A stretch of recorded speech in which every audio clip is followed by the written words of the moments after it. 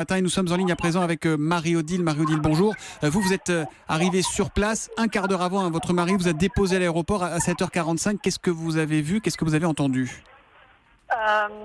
Oui, en fait, j'étais dans la file des gens pour l'enregistrement des bagages et donc j'ai entendu une première déflagration, probablement à une vingtaine de mètres, avec immédiatement beaucoup de fumée. Puis quelques secondes plus tard, une deuxième déflagration qui, elle, a fait s'écrouler les faux plafonds de l'aérogare. Ça a été la panique totale. Tout le monde est une fumée énorme et tous les gens sont partis en laissant, plupart d'entre eux, en laissant leurs bagages.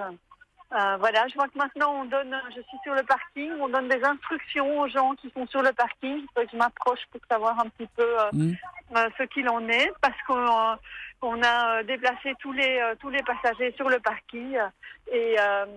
Donc à l'écart des bâtiments, en fait, en plein air. À l'écart des bâtiments, tout à fait, en plein air, oui, dehors.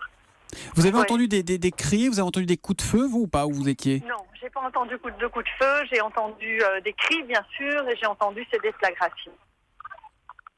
Qu'est-ce que vous avez ressenti? Qu'est-ce que vous vous êtes dit au moment des explosions? Quel était votre premier sentiment? Que c'était une bombe, hein. C'est dans le contexte où on est, j'ai pas imaginé qu'il puisse s'agir d'une explosion volontaire d'un objet suspect, par exemple, auquel cas ils auraient mis un périmètre de sécurité ou quelque chose comme ça. Donc j'ai pensé tout de suite que c'était une bombe.